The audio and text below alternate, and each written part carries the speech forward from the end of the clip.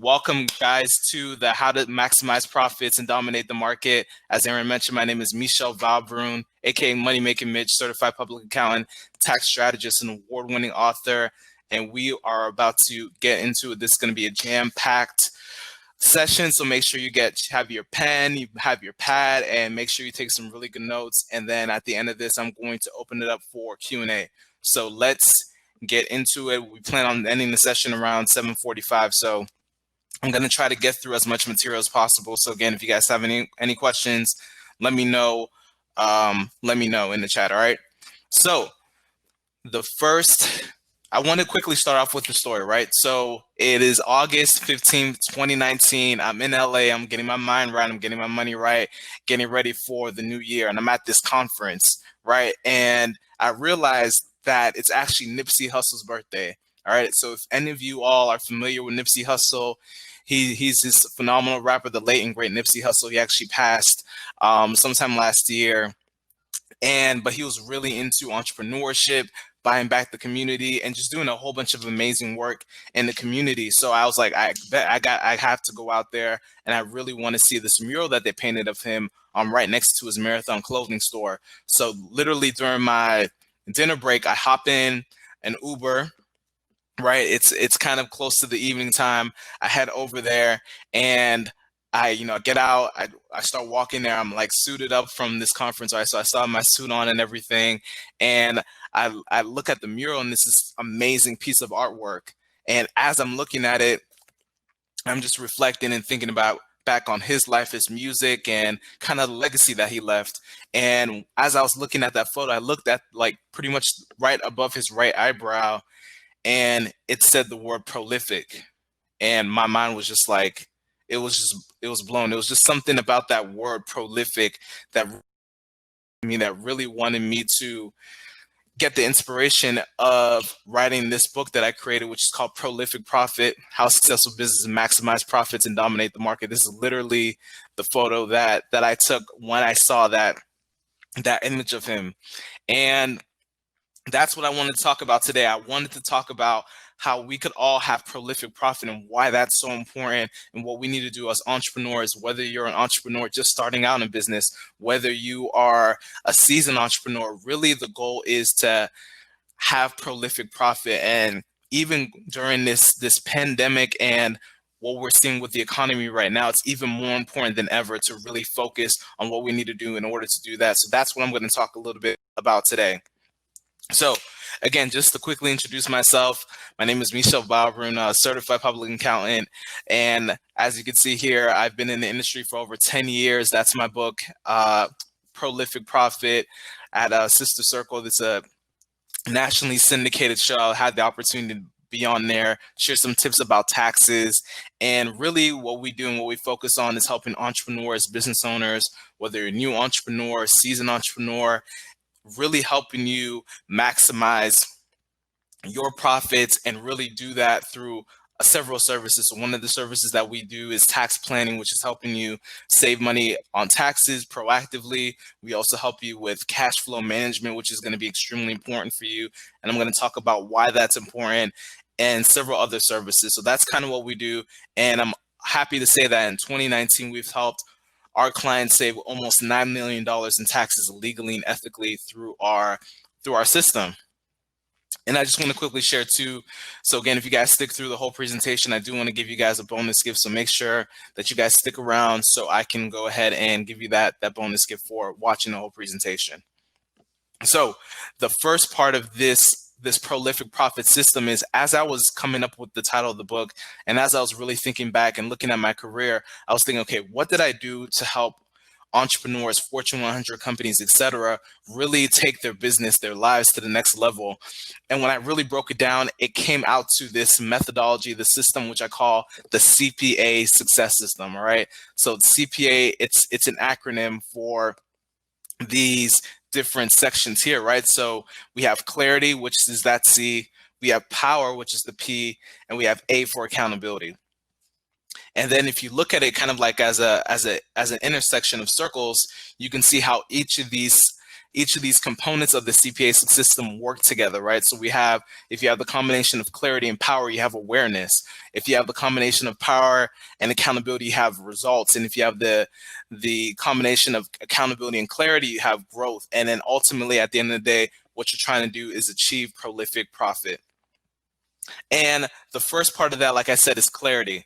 So I want you guys to imagine I want you guys to imagine, like, let's say you go to the doctor, right? So when you go to the doctor, let's say you're not feeling well, especially now with COVID, right? So you kind of feel sometimes, even for myself, I can admit that, even during this time period, I've been a little bit self-conscious about my health.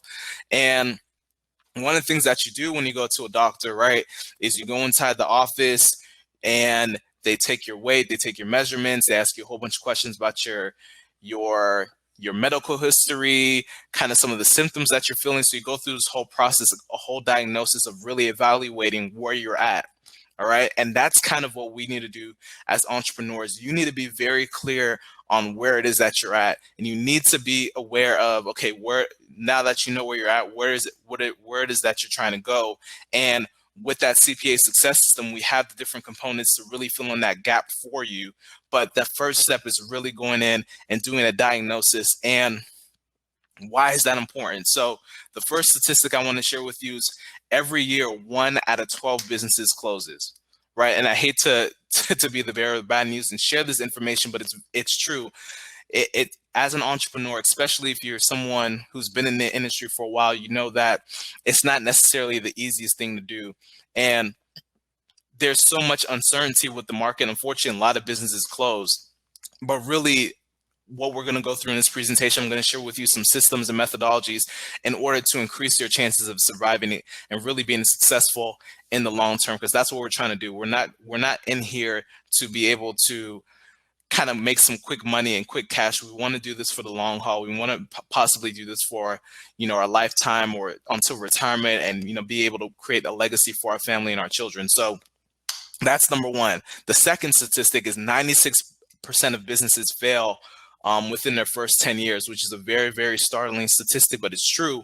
And one of the biggest reasons for that, and I even talk about this in my book, even before the pandemic and what was going on with the economy, is that just historically speaking, every 10 years, the country goes through a recession, a contraction where, the money starts to slow up and there's just a lot of movement in the market. So usually what happens is when that time period comes, a lot of businesses end up closing shop, they end up failing because of that. So that's one of the reasons why you have that statistic there. But again, we're going to not be in that position based on some of these principles I'm going to share with you in this presentation. The next part of that is 82% of businesses fail due to poor cash flow management. All right. So cash flow is going to be extremely important for you, especially now during this time period, and really just overall, because when you see companies that go bankrupt, when you see companies that have issues with just continuing to run, it's because they have a cash flow issue. So it's not because they don't have enough profits. And as I'm going to show you, is not necessarily based on cash flow. It's really just based on different accounting categories that help you calculate the profit. But really, if you have cash, then you'll be able to sustain and be in business long term. All right. And the number one diagnosis that I want to share with you guys when it comes to business is this. So taxes are your single largest expense, believe it or not. And if you don't believe that, I'm going to break it down for you, right? So when you make money, what do you pay? You pay income tax, right? When you buy something and you pay for it, what do you pay? You pay sales tax. When you purchase property, what do you pay? You pay property tax. When you sell the property for more than what you paid for it, what do you have? You have capital gains tax.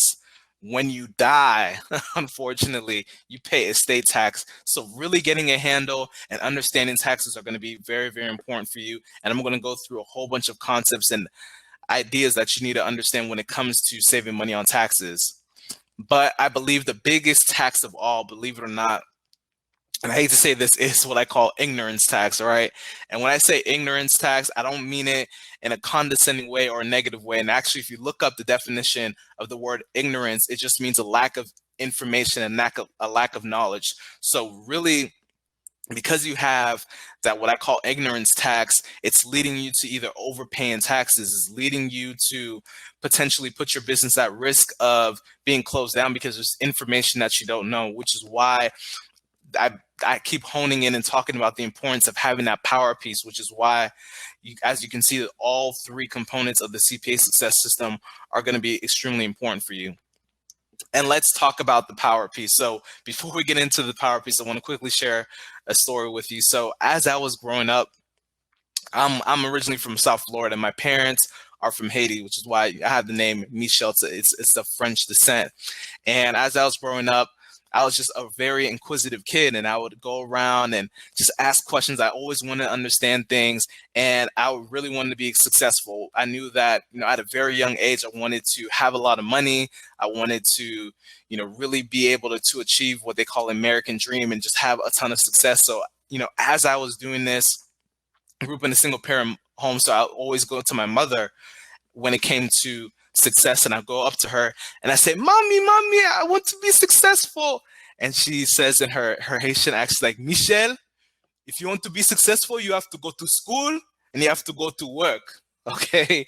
And that was literally the only advice that she gave me. And I know maybe a lot of you can relate to that. And that's kind of the advice that I got. So unfortunately for me, that led me to and really put me in a position where I had to do a lot of self-learning. I had to spend thousands, like literally thousands of dollars to go to conferences, seminars, events, different things in order to really learn the information I'm going to present to you today. So this section right here is jam-packed. So like I said, if you need to go ahead and take notes, go ahead and do so right now.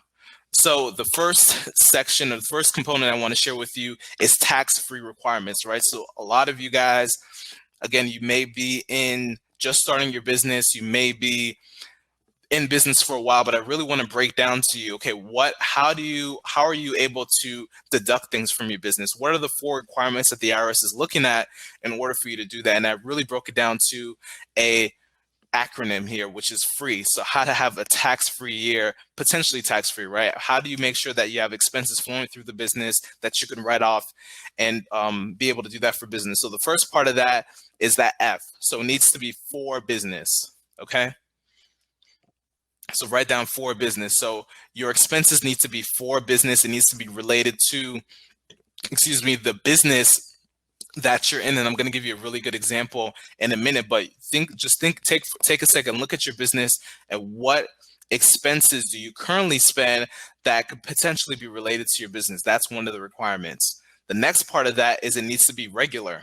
Okay. And when I say regular, what I mean by that is just it needs to make sense for your business. Do people within your industry usually usually purchase those kind of things? That's what I mean by regular. And that's one of the things that the IRS looks at as well. The next part of that is E. So it needs to be essential. It needs to be seen as this is pretty much something that you need to spend money on your business in order to continue to operate it, to continue to grow. Because really, as an entrepreneur, and one of the requirements for the IRS in order to be able to be considered a business is that you need to be in pursuit of profit. So by having essential expenses that are going to help you be profitable, that's why you need to focus on that. And the last part of that is extravagant less. All right. So the IRS calls it non-extravagant. I'm just saying extravagant less to really fit that acronym of free, but it needs to be extravagant less. So it can't be too excessive. It needs to be reasonable. What on average do people usually pay for a meal? What do people usually pay for travel? So if you try to go over and beyond that, then you might be in a position where the IRS may audit you. So that's something to keep in mind. And I use Serena Williams. So I'm a big Serena Williams fan. I love the work that she does. And I just want to give you an example for Serena Williams, hypothetically speaking, right? If I was her tax account, her CPA, these are some of the things that I would look at. So one of the things, going back to that free, acronym is, okay, what is it that she could write off, right? So one of those things that fall into that category is mileage or actual cost. So if you have a vehicle that you use for business, when you travel and you commute for business, like let's say you're going to see a client, let's say in the case of Serena Williams, she's driving to a game or maybe to practice or whatever the case is, maybe going to a business meeting, she's able to actually deduct for the mileage that she takes for that commute or that trip. That's one way you could do it. There's also a concept called actual costs. So you, instead of doing mileage, you could actually do it for the expenses related to the commute, such as gas, maintenance, like oil changes, those kind of things. You're able to use that as an expense. The next part of that is advertising. That picture is actually a billboard that her husband put up for her called the GMOAT, which is greatest mom of all time. But let's say Serena were to spend money on that. Let's say she put up a billboard of herself. She doesn't need to do that. Everyone knows who she is because of her game. But let's say that she spent the money to put that up on a billboard. So that could be a way that she can expense that and be able to write that off for her business. Maybe for you, for instance, maybe if you're advertising on Facebook, maybe you're advertising on Instagram, maybe sometimes you have the ability to create ads within those platforms. That could be an expense for you. Again, if it's for related to your business. The next part of that is supplies and equipment. So for her, her supplies and equipment is going to be those balls and that racket. So making sure that you're recording all those kind of expenses, and obviously for her, that's what she uses to make her money. So that's something that she could legitimately write off for her business. The next part of another example and things that you could write off for the business is training, licenses, fees, like those kind of things. Like she has personal trainers. Like she's not just out there just playing on her own. She has people who are helping her master her craft and really being the best that she can be. So those expenses are potential write-offs for her as well. Business travel as well. So as she's flying to the different games, right, she can be able to deduct for the mileage, maybe hotel if she's lodging there as well. So she could write that off if they're not paying it for her. So that's another thing. Business meals. So when, let's say, for your business, for instance, let's say you're meeting with a potential client or a prospect, those kind of things, you're able to, when you have that meal, you're actually able to write off up to 50% of those meals as well. So that's another way that you can save some money on your business. And then when it comes to your finances and really managing your cash flow and those kind of things, really, there's a couple of things that you need to keep in mind. So make sure you register with your business. Make sure you register your business and you operate it as a company. And it may sound simple, but a lot of people do not operate their business as a business. And one of the things that you can do, and I'm going to talk a little bit about legal entity structure, but with your business, you need to make sure that you're separating your business from your personal, and you need to treat it and operate it as a business. When I say as a business, they keep their financials, they keep records of their transactions, they have a customer list, they're doing all these different things in order to put their business in the best position possible in order to really continue to grow and thrive. So make sure you're treating your business as a business. Make sure you have separate business account, separate bank accounts as well. So again, creating that distinction between personal and business, you want to make sure that you still want to have your personal account, right? And only use that account for personal expenses. Then you have your business account where you can only flow through business expenses through there. If you start commingling funds and start moving money back and forth, the IRS may look at that, and even legally they may look at that and say, and they're going to do what's called you're breaking the corporate veil, which is pretty much this invisible wall, if you can imagine, that's giving you protection from someone coming after your person. If you're consistently moving money around and you're buying personal things on the business side, then you could be at risk of piercing that corporate veil. Going back to that separation between business and personal, making sure you have a separate debit card, credit card on the personal side, business side as well. Again, putting all the business expenses and income into one account. making sure that you're using financial statements and budgets in order to maintain your business. And I'm going to talk a little bit about financial statements. And then making sure that you're working with a professional, which we're going to talk a little bit more about in the accountability section. And then financial rules to live by each day. So make sure that, as often as you can, I would recommend daily if you can, make sure that you're looking at your bank account for your business to get a realistic view of where you're at financially, making sure that you're keeping your receipts, your business receipts, and storing them in a folder.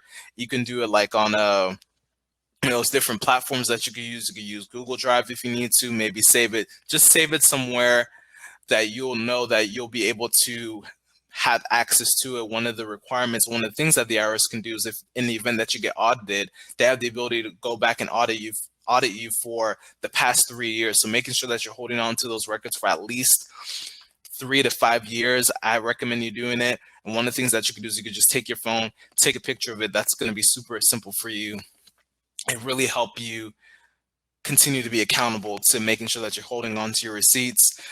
And then making sure that you're leaving your money in the account. Again, you're not overspending it. A lot of times what happens, and this is kind of one of the issues that's going on right now, is that often businesses are always spending their money and they don't have cash flow. So you want to make sure that you have cash flow. You want to make sure that stays within the business. Let me just check in with you guys, see if you guys are doing good. Good. Okay. I just wanted to make sure. Alrighty, so accounting terms that you need to know. So these are must-know terms. So again, if you have a pen and pad right now, you definitely want to write some of these things down. So some of the main accounting terms that you need to be aware of is sales, income, revenue. Those are essentially the same things. Those are going to be the top line of your profit and loss statement. Sometimes they call that a P&L, your income statement, and that's showing you how much money you made in the business, right? So that's a good thing. But we know that it's not how much you earn, but it's really how much you keep, and that's when the expenses come into play. So the next part of that is cost of goods sold. You may have heard of this, especially if you're in an industry where if you're a product-based kind of company, then you're going to have what's called a cost of goods sold, which is pretty much the cost of your products. And this is going to be an expense for your business every time you make a sale with that product. So let's say you're selling a hair product, that's going to be a cost of goods sold for you. And then the difference between the sales and the cost of goods sold, that's going to be your gross profit. So that's a number that's commonly talked about and referred to. And then under that, you're going to have some of your fixed costs, overhead costs, operating costs is what they're called as well. So they're not necessarily all fixed. There's going to be some variable components. Variable just means that they can be changed versus like a fixed cost would be something like something like an office building, which is that's pretty much the same amount every month, versus like a variable cost, maybe like utilities, which kind of can go up and down depending on the usage. So that is your expenses there, and then the net profit is going to be the difference of that.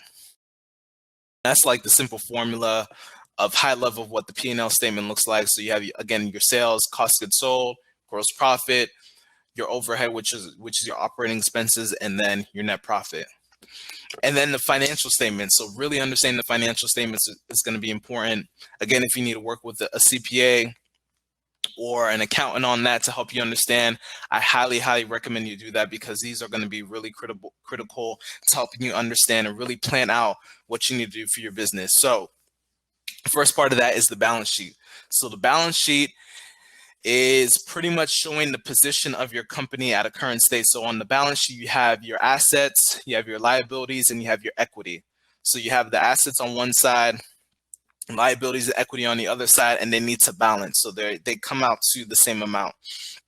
And the way that happens is, for every asset you have, you may have a liability on the other side. So that's how that works. And the difference between that is going to be your equity. So for instance, for your assets, typically you would have your cash is going to be an asset for you.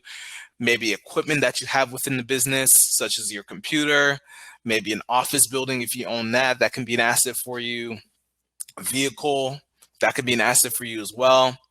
So those are going to be your assets. Then on the liability side, you have things like credit cards, you have loans, you have pretty much money that you owe in the future. An asset is going to be something that's going to make you money in the future.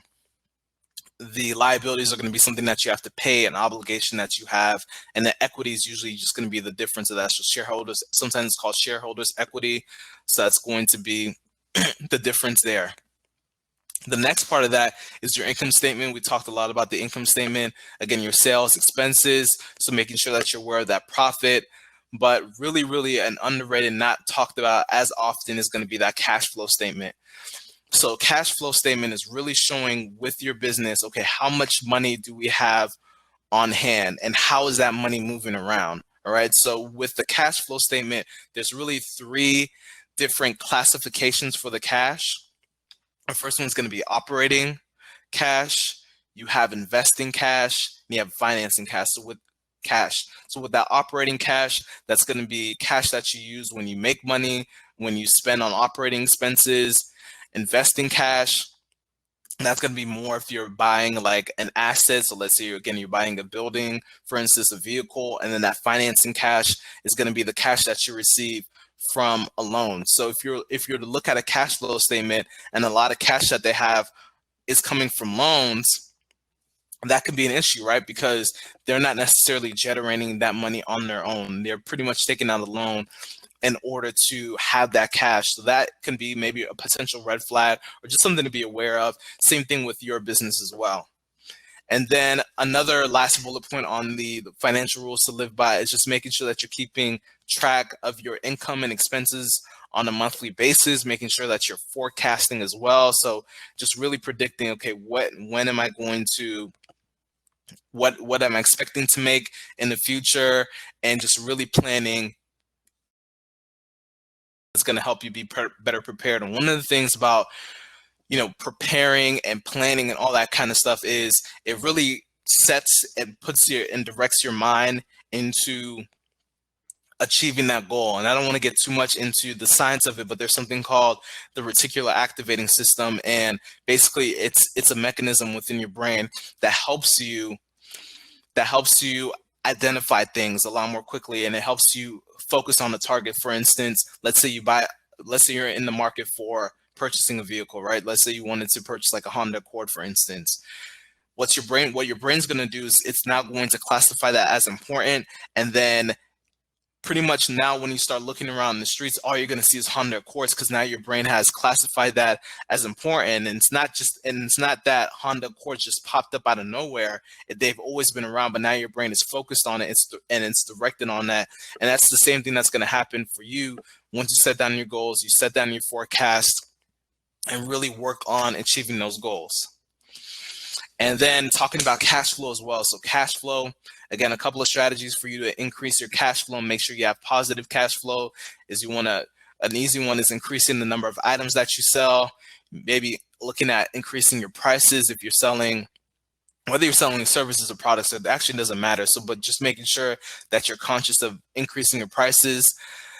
Over time, reducing your expenses is going to help you with your cash flow, changing the timing of expenses as well. So let's say, for instance, you may have a deal with the vendor and they give you the opportunity to split the payments over time with no interest. All right. So if you have an opportunity like that, you want to make sure that you're taking advantage of that and really using that as a mechanism and a way for you to maximize your cash flow. You also want to save money as you are starting off in your business as well. So maybe you're starting off in your business, you want to continue to save your money and then have that in the business and use that whenever you think it's necessary, or whether you're going to make an investment and spend that money in order to make more money. And then also looking into obtaining sources of cash from different sources. So there's been a lot of government loans out there now because of COVID, maybe looking at some of those options. We just heard from, these fund managers, maybe looking into those kind of opportunities in order for you to get some more cash for your business. And then also reducing and changing the amount of owner's draws. So owner draws is you pulling out money from your business account and taking that money out, to maybe reducing the amount of times you do that to really continue to have that cash flow and staying what they call net cash flow positive. And then best practices, kind of recapping some of the things that we talked about. So again, saving receipts, bank statements is going to be important for you. Making sure that all your expenses go through your bank accounts. And in order to do that, if you want to track, one of the ways that you can track things is going through Excel spreadsheet. If you're new and you're comfortable keeping up with an Excel, there's accounting software as well, like QuickBooks, which we're going to talk a little bit about, and then also making sure that you're working with a professional. So yeah, how do we go from receipts to using some of the technologies that are available? So as you can see here, we have QuickBooks is a really popular tool that you can use to record your transactions. Xero's another one. For receipt management, you can use a service called Shoebox, where they actually send you an envelope. You can put all your receipts in there. You mail it back to them. They categorize those for you. So that could be a service that you could look into. Maybe, like I said, you just using your phone, taking a photo of that, saving that in your documentation. Cam scanner as well. For mileage, there's some great apps. So you could also do you could do mileage on QuickBooks. There's another app called MileageActual that is actually free for up to 40 miles per month. So if you don't commute too much, you might be able to take that and use that app as a way to track miles and be able to take that as a business deduction. And then budgeting. Budgeting is going to be important for you as well. So there's tools such as mint.com that you can do some budgeting. So legal entity, I can quickly go through this as well. So legal entity, so quick statistic, over 23 million businesses are not properly structured. So I want to quickly go over and talk about entities. So when it comes to entities, you have what are called legal entities and you have tax entities. Huge distinction, and I'm going to talk about the importance of why that is and why you need to be important, why it's important for you to at least understand high level what that means for you. So a legal entity has absolutely no tax implications. A legal entity is just what it sounds like. It's for legal purposes. Usually it's for protection of your personal assets. No one can come after your personal assets. A tax entity is what impacts how much taxes you pay or how you'll be taxed. And the different types of legal entities, as you can see here, you have the sole proprietorship, you have a partnership, you have a limited liability, limited liability, company, corporation, and then the corporation. And then the federal tax entities is going to be your sole proprietorship, partnership, S Corp, and C Corp. And then you can see here quickly how these are going to be, how these are taxed and the way that works. And then these are some of the documents that you are going to need to be aware of as it comes to your legal entities. One of the quick things to note too with the legal or tax entities is that you have what's called self-employment tax. So as a sole proprietorship, even as a partnership as well, you have to pay what's called self-employment tax, which is 15.3%. If you switch over to an S Corp or a C Corp, you can actually avoid that self-employment tax by having those tax entities set up for you. That's going to help you save some money on self-employment tax, depending on how much money your business is making. But again, I definitely want to work with a professional to see if it makes sense, because if you're just starting out, it doesn't often make sense for you to do it. But again, it depends on several factors. And then last but not least, accountability. I'm going to go through this quickly. Pause, see if we have anything. We're all good. Good. Okay. I'm going to quickly wrap up here. Don't want to go over time, and I want to make sure you guys get your DJ time in and ask me any questions if you need to. So accountability. So really, I just want to quickly share with you the different types of accounting professionals that are out there. So there's different, when it comes to accounting, there are levels of accounting. So you have your bookkeepers. Usually that's like the lowest level of accounting service or tax preparer. So usually those individuals don't necessarily need to go to school in order to be able to do bookkeeping or tax preparation. The requirements really a lot of times is either for them to maybe to go through like a training just to kind of learn the basics. And that's not really going to help you, especially as a business owner. You know, if you're not in business, then, you know, just going out and doing your taxes on your own and doing your own bookkeeping is fine. But once you grow, you continue to grow your business, you really want to look into having a professional. So really the higher level up is going to be the CPA. Again, I'm a CPA, but even as a CPA, I can be honest with you and let you know that CPAs don't necessarily know everything. And unfortunately, the CPA exam only gives you enough information to help you work and give you the information that you need to know in order to work in corporate America. So I call the highest level of accounting professional, tax professional, is the tax elite. All right. So that's going to be another acronym for you. And how do you hire the tax elite? So the first part of that is going to be E. So you want to look at the individual's education. So one of the things, like I mentioned, as a CPA, is one of the things that we have to do is we have to have over 150 credit hours of education. That's like the minimum basic requirement in order to be a CPA. So what that means is that usually in a undergraduate degree, a bachelor's degree, you have 120. So you have to do an additional 30 hours on top of that, which you get from your master's degree. So that's one piece of it. The next part of that is legal representation. So as a CPA, I'm able to represent you in the event that you get audited or you have issues with the IRS. So that's one of the things that we can do. Excuse me, you do have the authority to represent yourself, but again, if you're not familiar with the tax code or not really in a position that you want to deal with the IRS, they can be intimidating, then definitely you want to make sure that you're working with someone that can give you that legal representation. The I is going to be intangible. So, how many clients have they worked with? Are they able to break down information easily and simplify it for you to understand? Training. So how much training do they have in different areas? How often are they doing training? So one of the requirements, again, as a CPA, is that we're required to have what's called continuing education credits. So we must continuously go to training and continue to sharpen our skills and learn about the latest and greatest information as it comes to accounting and taxes. And the last but not least is going to be experience. So how many years of experience does the individual have? That's a super important question for you to know. Again, if you're working with someone who may be new, they may not have seen all the different things and nuances with different industries and different changes and all that kind of stuff. So definitely want to make sure that you're working with someone at least for, I would say, 10 years. Like I've been in the industry for over 10 years. I think 10 years is a really good solid number for you to have as a benchmark in order to look into hiring someone. And the tax elite, they also do tax planning. So real quick, I want to just break down what tax planning is, why that's important for you, and how that's going to help you save some money and maximize your profits. So what is tax planning? So you have the service of tax preparation. That's really a cost for your business. It doesn't really do much for you. It's just something that you have to do. It's compliance. Go ahead, you get that information, you file it over to the IRS, and that's pretty much it.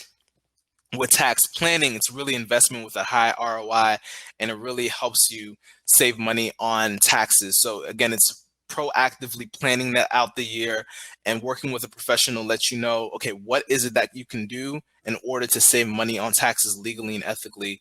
And typically on average with our clients, at least, we help them save between $10,000 to $100,000, within the year that they work with us and future years going forward.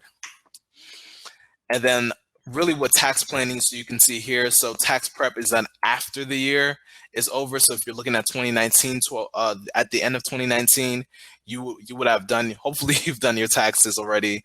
And that's done after the year. So tax planning is before, and by the time you get to tax prep, there's not much you can do. So no matter who you work with, there's only so much that can be done.